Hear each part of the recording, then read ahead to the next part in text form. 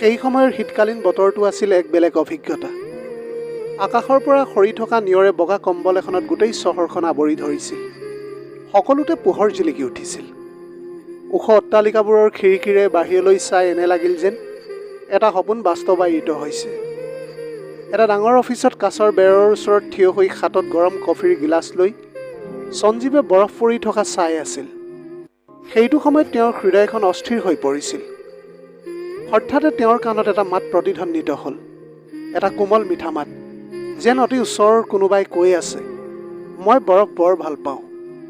সঞ্জীৱৰ হৃদয়খন বিষাই গ'ল, যেন কোনোবাই পুৰণি ঘাঁহ টুকুৰাত পুনৰ খোঁচা মাৰিছে। ঠিক তেতিয়াই কোঠাটোৰ দুৱাৰত কোনোবাই টোকৰ মাৰিলে। সমৰ সোমাই আহিছিল। সি মনে মনে থিয় হৈ থাকিল, যেন কিবা এটা ক'বলৈ বিচাৰিছে, কিন্তু কথাবিলাক ক'বলৈ পৰা নাই। সঞ্জীৱে দীঘল উশাহ এটা লৈ ক'লে, কোৱা সমৰ, লুকুৱাব নালাগে, নহ'লে কালিলৈ বিষয়টো আৰু বেছি জটিল হৈ পৰিব। সমৰে ওপৰলৈ চালে। দুচকুত দ্বিধাবোধ আৰু অৱসাদ যেন ভাৱ আছিল। সি মৃদুভাৱে ক'লে, সিহঁতৰ বিয়া হ'ব অহা সপ্তাহত। কথাটো শুনাৰ লগে লগে সঞ্জীৱৰ মুখখন সম্পূৰ্ণৰূপে কলা পৰি গৈছিল। সি তিক্ত হাঁহি এটা মাৰি কফিৰ গিলাচটো গ্লাছৰ বেৰত জোৰেৰে দলিয়াই দিলে। ভঙা কাঁচৰ শব্দই গোটেই কোঠাটোত প্ৰতিধ্বনিত হৈ পৰিছিল। চকু দুটা ৰঙা হৈ পৰিল। প্ৰায় চিঞৰি উঠিছিল সি। তাই এইটো কেনেকৈ কৰিবলৈ পাৰিলে? মই তাইক প্ৰতিশ্ৰুতি দিছিলোঁ যে মই উভতি আহিম। তাই মোৰ বাবে অপেক্ষা কৰিব। তাই সদায় মোৰেই হৈ থাকিব। এইটো আকৌ কেনেকুৱা প্ৰতাৰণা? তাৰ চকুপানীবিলাক কাঁচৰ টুকুৰাৰ দৰে মজিয়াত সিঁচৰিত হৈ পৰিল। সমৰে তাৰ চকুজুৰি তললৈ নমাই দিলে, কিন্তু সঞ্জীৱে সম্পূৰ্ণৰূপে ভাঙি পৰিছিল। পৰিৱেশ সলনি হৈ গ'ল। সঞ্জীৱৰ এতিয়া শৈশৱৰ স্মৃতিবিলাক পুনৰ মনত পৰিবলৈ ধৰিলে। কণমানি সঞ্জীৱে দেউতাকৰ আগত থিয় হৈ গিলাচ এটা ধৰি খঙেৰে বেৰত দলিয়াই দি চিঞৰি কৈছিলে, দেউতা, মোৰ আৰু স্কুললৈ যাবলৈ মন নাই। খঙত দেউতাকৰ মুখখন ৰঙা পৰি গৈছিল। হাতখন ওপৰলৈ তুলি পুতেকৰ গালত জোৰেৰে এটা চৰ মাৰিলে। সঞ্জীৱে সম্পূৰ্ণ স্তম্ভিত হৈ পৰিল। চকু দুটা খং আৰু দুখেৰে ভৰি পৰিছিল তাৰ। ঠিক তেনেতে মাকে দৌৰি আহি পুতেকক জোৰেৰে সাবটি ধৰিলে। মাকে ক'লে যে শিশুটিৰ ওপৰত হাত নাদাঙিবা, সি এতিয়া সৰু হৈ আছে। দেউতাকে তেতিয়া খঙেৰে উত্তৰ দিলে, সি এতিয়া সৰু হৈ থকা নাই, সি আমাৰ বাবে এটা সমস্যা হৈ পৰিছে। সি আমাক বিপদত পেলাইছে, বুজিছা তন্বী? তাৰ জেদ আৰু খঙে এদিন আমাৰ বাবে বদনাম কঢ়িয়াই আনিব। কথাখিনি কোৱাৰ পিছত দেউতাকে খঙত ওলাই গুচি গ'ল আৰু মাকে তাৰ চকু পানী মচি তাক পতিয়ন নিয়াবলৈ চেষ্টা কৰিলে। বোপা, যদি তুমি স্কুললৈ যাবলৈ নিবিচাৰা তেন্তে যাব নালাগে, মই তোমাক কেতিয়াও জোৰ নকৰোঁ। সঞ্জীৱে জোৰেৰে সুমনীয়া এটা কাঢ়ি ক'লে, মা, মই কেতিয়া ক'লোঁ যে মই পঢ়িবলৈ নিবিচাৰোঁ? মই মাত্ৰ এইখন স্কুললৈহে যাবলৈ নিবিচাৰোঁ। মই অন্য এখন স্কুললৈ যাবলৈ বিচাৰোঁ। মাকে তেতিয়া আচৰিত হৈ সুধিলে যে কোনখন স্কুল? সেই যে ৰাস্তাৰ কাষত থকা ডাঙৰ স্কুলখন নহয় জানো?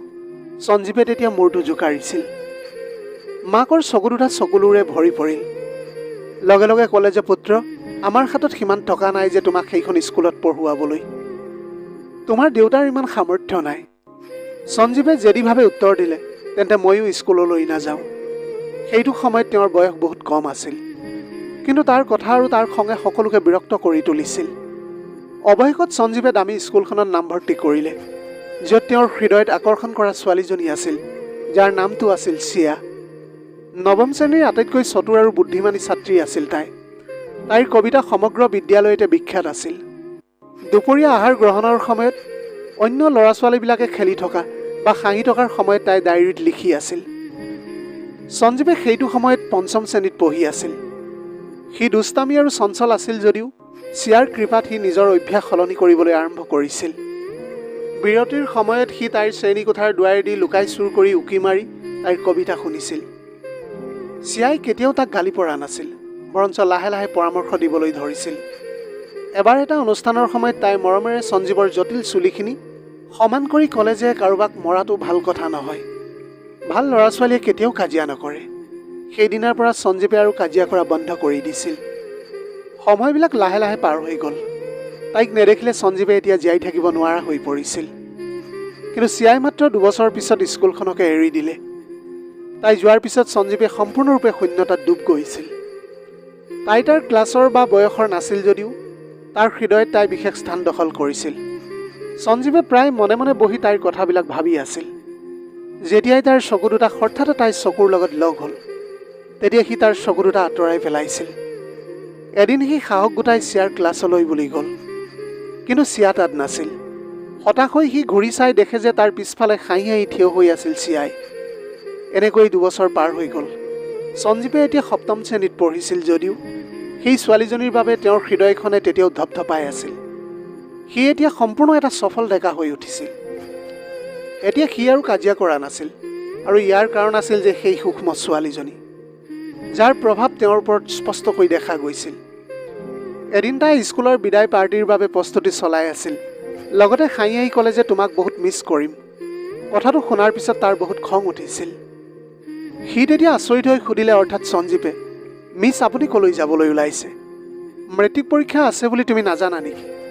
মেট্ৰিক শেষ হোৱাৰ পিছত বেলেগ কলেজলৈ পঢ়িবলৈ যাম। মোৰ বন্ধুসকলেও অন্য এখন কলেজত পঢ়িবলৈ গৈছে, গতিকে ময়ো তালৈ যাম। সি লগে লগে বাধা দি ক'লে, আপুনি আগতেও বন্ধুৰ বাবে স্কুল এৰি দিছিল আৰু এতিয়াও সেয়াই কৰিবলৈ গৈ আছে। মোক তেওঁলোকৰ বাবে এৰি থৈ গৈছে আপুনি। চিয়াই তাৰ মাতত বিষ অনুভৱ কৰিছিল। তাই মাত্ৰ অলপ সময়ৰ বাবে তাৰ ফালে চাই থাকিল। তাৰপিছত মৃদু হাঁহি এটা মাৰি ক'লে, তুমি বৰ মৰম লগা। তাই তাৰ চুলিত চুমা এটা খাই হাঁহিবলৈ ধৰিছিল। সঞ্জীৱৰ উশাহটো যেন বন্ধ হৈ যাবলৈ ধৰিলে, কাৰণ মাকৰ পিছত তাই হৈছে প্ৰথমগৰাকী ব্যক্তি যিয়ে তাক তেনেকৈ চুইছিল। তাৰপিছত 2 মাহ ধৰি সি স্কুললৈ যোৱা নাছিল। সি এতিয়া স্কুললৈ নাযায় বুলি তাৰ অভিযোগ ঘৰ আহি পালেহি, গতিকে সি স্কুললৈ পুনৰ যাবলৈ বাধ্য হৈ পৰিল। কিন্তু এতিয়া তাৰ আকৌ খং জ্বলি উঠিছিল, আৰু এদিন অৱশেষত সি পুনৰ কাজিয়াত লিপ্ত হ'ল। তাক এতিয়া অফিচলৈ মতা হৈছিল। সেইটো সময়ত অধ্যক্ষই অফিচৰ বাহিৰৰ চকী এখনত বহি আছিল। সঞ্জীৱৰ চকুত জুই জ্বলি উঠিছিল। চিয়া নথকাৰ কাৰণে তাৰ স্কুলত একেবাৰে মন বহা নাছিল, আৰু সি মনতে ভাবিলে যে ইয়াত থাকি আৰু একোৱেই লাভ নহ'ব। তাৰ পাছত হঠাৎ এটা সিদ্ধান্ত লৈ থিয় হ'ল। অফিচত সোমোৱাৰ লগে লগে সি স্তম্ভিত হৈ পৰিল। তাৰ সন্মুখৰ চোফাখনত মূৰটো তল কৰি বহি আছিল চিয়া। সঞ্জীৱৰ চকুজুৰি আচৰিত ধৰণেৰে জিলিকি উঠিছিল। তাই তাৰ ফালে চাই অলপ হাঁহি এটা মাৰিলে। তাৰ পাছত চকুৰ ইংগিতেৰে তাই সুধিলে যে তাৰ খবৰ কেনেকুৱা। সঞ্জীৱে লগে লগে অধ্যক্ষ মহোদয়ক ক'লে যে ক্ষমা কৰিব ছাৰ, আৰু এনেকুৱা কেতিয়াও নহ'ব, মই আপোনাক প্ৰতিশ্ৰুতি দিছোঁ। সি চিয়ালৈ এবাৰ চকু ফুৰালে, যাৰ ফলত তাৰ হৃদয়খন আৰু লঘু যেন লাগিবলৈ ধৰিছিল। তাই বাহিৰলৈ ওলাই আহোঁতে সঞ্জীৱে তাইৰ পিছে পিছে আহি সুধিলে, আপুনি ইয়াত কি কৰি আছে? চিয়াই তেতিয়া উত্তৰ দিলে, হয়, মই পঢ়ুৱাবলৈ আহিছোঁ। সি তেতিয়া থতমত খাই সুধিলে, মিছা কথা কৈছে, তেন্তে আপোনাৰ পঢ়া শুনাৰ কথাটো কি হ'ব? চিয়াই তেতিয়া উত্তৰ দিলে, মই ব্যক্তিগত পৰীক্ষা দি আছোঁ। এতিয়া কোৱা, তুমি 8ম শ্ৰেণীৰ ক্লাছটোত তুমি আমনি কৰি থাকা নেকি? তাই সন্দেহৰ দৃষ্টিৰে তাৰ ফালে চাবলৈ ধৰিলে, কিন্তু সি মূৰটো লেহেমীয়া কৰি অলপ হাঁহি এটা মাৰিলে, আৰু লগতে ক'লে, আপুনি যদিহে আমাৰ ক্লাছত পঢ়ায়, তেনেহ'লে মই সিহঁতক আমনি কেতিয়াও নকৰোঁ। চিয়াই তেতিয়া কথাটো শুনাৰ পিছত লাহেকৈ হাঁহি এটা মাৰিলে। তেতিয়াই তেওঁলোকৰ দৈনন্দিন ক্লাছ আৰম্ভ হ'ল। চিয়াৰ ক্লাছত 2টা পিৰিয়ড আছিল, আৰু সেই পিৰিয়ডবিলাকত সি ইমান সুন্দৰভাৱে অভিনয় কৰিছিল যেন কাজিয়া নকৰাৰ সি যেন বঁটাৰহে যোগ্য। কিন্তু তাৰ পিছতে হঠাৎ 2 দিন ধৰি চিয়া স্কুললৈ অহা নাছিল। সঞ্জীৱ একেবাৰে উদ্বিগ্ন হৈ পৰিল। অধ্যক্ষক সুধিয়েই সি গম পালে যে চিয়াই আৰু স্কুল এৰি দিছে। এইষাৰ কথাই তাৰ হৃদয়খন একেবাৰে ডুবাই পেলাইছিল। কিন্তু সঞ্জীৱে তাইৰ ঘৰখন চিনি পাইছিল। সি লগে লগে তালৈ লৰালৰিকৈ যাবলৈ ধৰিলে। গৈ পাই দেখিলে যে ঘৰত তলা লগোৱা আছিল। ওচৰৰ এটা ল'ৰাই ক'লে যে তেওঁলোকে ইয়াৰ পৰা আঁতৰি গুচি গৈছে বুলি। সঞ্জীৱে তাৰ পৰা তাইৰ নতুন ঠিকনাটো পাই অৱশেষত তাত উপস্থিত হ'লগৈ। গেটখন খোলা আছিল। সি তেতিয়া কিনো কম একো ভাবি পোৱা নাছিল। তেনে সময়তে সৰু ল'ৰা ছোৱালী কেইটামানৰ লগত চিয়াই ওলাই আহিছিল। হয়তো চিয়াই সেইটো সময়ত টিউচন কৰিছিল। তাই তেতিয়া হাঁহি এটা মাৰি ক'লে, সঞ্জীৱ, তুমি ইয়াত কি কৰি আছা? কথাষাৰ শুনাৰ পিছত সঞ্জীৱৰ হাঁহিটো লাজতে নাইকিয়া হৈ গ'ল। সি অজুহাত দেখুৱাই ক'লে যে কোনোবাই মোক কৈছিল যে ইয়াত টিউচন চেণ্টাৰ আছে বুলি, গতিকে মই সেইবাবে ইয়ালৈ আহিছোঁ। চিয়াই তেতিয়া মূৰটো জোকাৰি ক'লে যে কোনোবাই তোমাক ভুল তথ্য দিছে, আৰু থাকিলেও তোমাৰ ঘৰটো ইয়াৰ পৰা বহু দূৰৈত, তুমি তাতেই বিচাৰি পাবা। সঞ্জীৱে মাথো তাইৰ ফালে চাই থাকিল। তাৰ চকু দুটা চিয়াৰ নাকৰ আঙুঠিটোৰ ওপৰত নিবদ্ধ হৈ পৰিছিল, যিটো তাইক দেখি বহুতেই ভাল লাগিছিল। সঞ্জীৱে তেতিয়া দুখ মনেৰে সুধিলে যে আপুনি স্কুলখন এৰি দিলে মোক নক'লে কিয়? চিয়াই সামান্য সমনীয়া এটা কাঢ়ি উত্তৰ দিলে, মই নিজেই এৰিম বুলি ভবাই নাছিলোঁ। হঠাতে ঘৰ সলনি কৰিবলগীয়া হ'ল। আৰু এনেকুৱা পৰিস্থিতি আহি পৰিল যে স্কুলখন সলনি কৰিবলগীয়া হ'ল। সঞ্জীৱে তেতিয়া সুধিলে যে তেনেহ'লে এতিয়া ক'ত পঢ়ায়? চিয়াই তেতিয়া উত্তৰ দিলে যে মই আমাৰ অঞ্চলৰে এখন গাঁৱতে পঢ়াওঁ। এতিয়া কোৱাচোন তোমাৰ পঢ়া শুনা কেনেকুৱা হৈছে? সিহঁতে কিছু কথা বতৰা আদান প্ৰদান কৰিলে। অৱশেষত সঞ্জীৱে ঘৰলৈ ঘূৰি আহিবলৈ হ'ল, কিন্তু তাৰ খোজবোৰ পোনে পোনে চিয়াই পঢ়োৱা স্কুলখনৰ ফালে আগবাঢ়ি গ'ল। তাত সি নামভৰ্তিৰ কথা আলোচনা কৰিলে, কিয়নো তাৰ বছৰটো ইতিমধ্যে নষ্ট হৈ গৈছে। কিন্তু স্কুলখনে তাৰ সম্ভাৱনা দেখি পোনে পোনে নৱম শ্ৰেণীত ভৰ্তি কৰি দিলে। সঞ্জীৱে হলঘৰটোত থিয় হৈ আছিল। তাৰ চকুজুৰি অনবৰতে শিক্ষক দলটোৰ লগতে কেন্দ্ৰীভূত হৈ আছিল চিয়াক বিচাৰি। চিয়াও থিয় হৈ আছিল যদিও তাইৰ দৃষ্টি সঞ্জীৱৰ ওপৰত পৰা নাছিল। যেতিয়া ক্লাছ পুনৰ আৰম্ভ হ'ল, তেতিয়া ছুটীৰ আগৰ দুটা পিৰিয়ড চিয়াৰ আছিল। চিয়াই ক্লাছত সোমোৱাৰ লগে লগে তাই গম্ভীৰ হৃদয়েৰে অধ্যায়বিলাক বুজাবলৈ ধৰিলে। হঠাতে তাইৰ চকু সঞ্জীৱৰ ওপৰত পৰিল, আৰু তেতিয়া সঞ্জীৱে অস্থিৰ হৈ ইফালে সিফালে চাবলৈ ধৰিলে। এইটো কথাত চিয়া আচৰিত হৈ পৰিছিল। ছুটীৰ সময় আহি পৰিল। গোটেই ক্লাছটো খালী হৈ পৰিছিল। সকলোবিলাক ল'ৰা ছোৱালীয়ে চিঞৰ বাখৰ কৰি ইতিমধ্যে ওলাই গুচি গৈছিল, আৰু সঞ্জীৱে উঠি যাবলৈ ওলাইছিল। ঠিক তেতিয়াই চিয়াই তাৰ বাটটো আগচি ধৰিলে। তাইৰ মুখত এক কঠোৰ অভিব্যক্তি স্পষ্ট হৈ পৰিছিল। সঞ্জীৱৰ হৃদয়ৰ স্পন্দন ধক ধক কৰিবলৈ ধৰিলে। সি ভাবিছিল তাইৰ পিছে পিছে ইয়ালৈ অহাৰ বাবে তাৰ ওপৰত খং উঠিব। চিয়াই তেতিয়া উচ্চ স্বৰত ক'লে, এইবিলাক কি হৈ আছে সঞ্জীৱ? কোৱা, এইবিলাক কিহৰ নাটক? সঞ্জীৱে যেন ক'বলৈ পাহৰি গৈছিল। তাৰ সন্মুখত থিয় হৈ থকা ছোৱালীজনীক সি ভয় খাইছিল। তুমি মোক এইখন স্কুলত যে নামভৰ্তি কৰিলা এবাৰো কিয় কোৱা নাছিলা? তাইৰ অভিযোগবিলাক শুনি সি ভয়তে মূৰটো খোচ মাৰি ক'লে যে ক্ষমা কৰিব, সঁচাকৈ মই জনা নাছিলোঁ যে আপুনি ইয়াতে আছে বুলি। তেতিয়া চিয়াই লাহেকৈ খাই এটা মাৰি ক'লে, তেনেহ'লে তুমি নিশ্চয় গম নোপোৱা। মই মাত্ৰ তোমাক পৰীক্ষা কৰি আছিলোঁ যে তুমি উত্তৰত কি ক'বা। তুমি সঁচাকৈ নিৰ্দোষী। তুমি সহজতে ভয় খাই যোৱা। এই কথা কৈ তাই হাঁহিছিল, আৰু সঞ্জীৱে মাথো তাইৰ ফালে চাই ৰ'ল। তাৰ বাবে স্কুলৰ অৰ্থ এতিয়া কেৱল চিয়াহে। এইখিনি সময়ত চিয়াই সঞ্জীৱৰ প্ৰতি বিশেষ গুৰুত্ব দিছিল, কাৰণ তাক পতিয়ন নিয়াবলৈ সদায় অলপ কষ্টৰ কাম আছিল। সি মাত্ৰ তাইৰ মনোযোগ বিচাৰিছিল। চিয়াই তেতিয়া ক'লে যে ঠিক আছে সঞ্জীৱ, বিৰতিৰ সময়ত মোক অফিচত তুমি লগ কৰিবা, মই তাতে থাকিম। সি মূৰটো নমাই সামান্য হাঁহি এটা মাৰিলে। বিৰতিৰ এঘণ্টাৰ আগতে চিয়াৰ পিৰিয়ড শেষ হ'ল। তাই কিতাপ এখন পঢ়ি আছিল অফিচ ৰুমত। ঠিক তেতিয়াই দুৱাৰত টোকৰ পৰিল। তাই ওপৰলৈ চাই দেখিলে যে সঞ্জীৱে থিয় হৈ আছে, এজন ওখ পাখ সুন্দৰ ডেকা ল'ৰা। চিয়াই হাঁহি এটা মাৰি তাক বহিবলৈ ইংগিত দিলে। লগে লগে সি চকীখনতে বহি পৰিল। চিয়াই লাহেকৈ সুধিলে, তেন্তে তুমি কোনটো পাঠ বুজি পোৱা নাই? সি কিতাপৰ পৰা এটা বিষয় খুলি বুজাবলৈ ধৰিলে। ঠিক তেতিয়াই দৰজাখনত টোকৰ মাৰি অন্য এজন ল'ৰা সোমাই আহিল। চিয়াই হাঁহি এটা মাৰি তাক ভিতৰলৈ মাতিলে। সি তাৰ কাষতে বহিল। সি প্ৰশ্নবোধক দৃষ্টিৰে চিয়াৰ ফালে চাইছিল, আৰু চিয়াই তাক চিনাকি কৰাই দিলে। এতিয়াৰে পৰা বিষয়টো তোমাৰ লগতে এওঁকো মই বুজাই দিব লাগিব। সঞ্জীৱে দীঘলকৈ উশাহ এটা লৈ একো নক'লে। কিন্তু তাৰ পিছত সি চিয়াক প্ৰশ্ন কৰি থাকিল। তাইৰ মনোযোগ তাৰ ওপৰত কেন্দ্ৰীভূত কৰি ৰাখিবলৈ চেষ্টা কৰিলে। চিয়াই লক্ষ্য কৰিছিল যে কিছুদিনৰ পিছত নৱম শ্ৰেণীৰ ছাত্ৰ ছাত্ৰীসকলে দশম শ্ৰেণীৰ ছাত্ৰ ছাত্ৰীসকলৰ বাবে বিদায় পাৰ্টি এটা আয়োজন কৰিছে। সকলোৱে প্ৰস্তুতি চলোৱাত ব্যস্ত আছিল। কোনোবাই নাচি আছিল, কোনোবাই গীতৰ অনুশীলন কৰি আছিল। কিন্তু সঞ্জীৱে সেইখিনি সময়ত সকলোৰে পৰা আঁতৰত এটা চুকত বহি আছিল। হাতত গোলাপ ফুল এপাহ লৈ আছিল, যিপাহ ফুল সি স্কুলখনৰে বাগিচাৰ পৰা ছিঙিছিল। এনেকৈ এদিন সি হঠাতে কৈ পেলালে যে মই আপোনাক ভাল পাওঁ। কথাষাৰ শুনাৰ লগে লগে চিয়াই থতমত খাই পৰিল।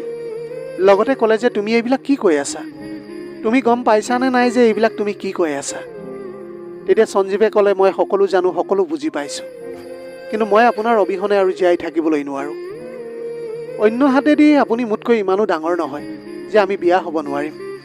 মাথো 5 বছৰৰহে পাৰ্থক্য। এনেকুৱা বহু উদাহৰণ আছে যিসকলে নিজৰ বয়সক প্ৰাধান্য নিদি নিজৰ সংসাৰখন ভালদৰে চলাই উপভোগ কৰি গৈ আছে। উদাহৰণস্বৰূপে শচীন তেণ্ডুলকাৰ আৰু তেওঁৰ পত্নীৰ কথাকে ক'বলৈ পাৰি। চিয়াই তেতিয়া ক'লে যে মোৰ ঘৰখনে কি ক'ব, আৰু লগতে সমাজখনে কি ক'ব? আমি এনেকুৱা এখন সমাজত বাস কৰোঁ য'ত আমি আমাৰ পৰম্পৰা, সন্মান এই সকলোবিলাকক বিশ্বাস কৰোঁ। লাহে লাহে কিন্তু চিয়াও তাৰ প্ৰতি আকৰ্ষিত হ'বলৈ ধৰিছিল। এনেকৈ সময়বিলাক বাগৰি গ'ল, আৰু দুয়োৰে মাজত প্ৰেম চলি থাকিল। অৱশেষত সঞ্জীৱে মহানগৰীৰ এখন কলেজত অধ্যাপক হিচাপে যোগদান কৰিছিল। যদিও অধ্যাপক হিচাপে কাম কৰিছিল, কিন্তু সদায় সমাজৰ দুখীয়া শ্ৰেণীৰ মানুহৰ বাবে কিবা এটা কৰাৰ খেপা পুহি ৰাখিছিল। কিছু বছৰ চাকৰি কৰাৰ পাছত সি সেই চাকৰিটো ৰিজাইন দিলে আৰু দুখীয়াৰ হকে কিবা এটা কৰাৰ বাবে নিজেই এখন সম্পূৰ্ণ বিনামূলীয়াকৈ স্কুল স্থাপন কৰিছিল। সি এতিয়া সেই স্কুলখনত চিয়াক নিমন্ত্ৰণ জনোৱাৰ লগতে সম্পূৰ্ণ স্কুলখনৰ অধ্যক্ষৰ দৰে গুৰুত্বপূৰ্ণ দায়িত্ব অৰ্পণ কৰিছিল। সি এতিয়া ওচৰৰ গাঁওবিলাকলৈ গৈ দুখীয়া দৰিদ্ৰ পৰিয়ালৰ ল'ৰা ছোৱালীবিলাকৰ মাক দেউতাকক বুজাবলৈ চেষ্টা কৰিছিল যে আমি আমাৰ স্কুলত বিনামূলীয়াকৈ পাঠদান কৰাইছোঁ। আপোনালোকে আপোনালোকৰ ল'ৰা ছোৱালীবিলাকক আমাৰ স্কুলখনত পাঠদান কৰাওক আৰু লগতে সিহঁতে ভৱিষ্যতে যাতে এজন সফল ব্যক্তি হৈ মাক দেউতাকৰ লগতে গাঁওখনলৈ লগতে সমাজখনলৈ আৰু দেশ মাতৃৰ হকে কিবা এটা কৰাৰ বাবে। অৱশেষত তাৰ প্ৰচেষ্টাই সফলতা পাবলৈ সক্ষম হ'ল আৰু বিভিন্ন ৰাজ্যৰ ল'ৰা ছোৱালীবিলাকে আহি তাত পাঠদান কৰিবলৈ ধৰিলে। ইফালে আকৌ কথাবিলাক দ্ৰুতগতিত বৃদ্ধি পাই চৰকাৰে গম পালে আৰু তেওঁলোকৰ স্কুলখন প্ৰাদেশিকৰণ কৰি দিলে, কাৰণ তাত যাতে কাম কৰি থকা লোকসকলে সন্মান সহকাৰে নিজৰ দায়িত্ব পালন কৰাৰ লগতে সমাজখন আগুৱাই নিবলৈ পাৰে। এতিয়া সকলো ফালৰ পৰা শান্তি ঘূৰি অহাত মই মোৰ মা দেউতাক চিয়াৰ ঘৰলৈ পঠালোঁ। তেওঁলোকে সসন্মানেৰে আমাৰ কথাত একমত হ'ল। এনেকৈয়ে খুব কম দিনৰ ভিতৰতে চিয়া আৰু মই বিয়াখন পাতি আমি স্বামী স্ত্ৰী হৈ পৰিলোঁ। বৰ্তমান আপোনালোকৰ আশীৰ্বাদত স্কুলখনৰ লগতে আমাৰ দুয়োৰে জীৱনটিও খুব সুন্দৰভাৱে পাৰ কৰি আছোঁ। যদিহে কাহিনীটো ভাল লাগিল তেনেহ'লে লগৰ বন্ধু বান্ধৱীসকলৰ মাজত শ্বেয়াৰ কৰিবলৈ নাপাহৰিব। আপোনালোকৰ গোটেই জীৱনটো হাঁহিৰে উপচি পৰক। পাৰিলে দুখীয়াজনক অলপ সহায় কৰিবলৈ চেষ্টা কৰিব। আপোনালোকৰ অকণমান সঁহাৰিয়ে যদি কোনোবা এজন দুখীয়াৰ জীৱনটো সলনি কৰিবলৈ পাৰে, তাতকৈ পুণ্যৰ কাম আৰু এইখন পৃথিৱীত একোৱেই হ'ব নোৱাৰে। Have a nice day.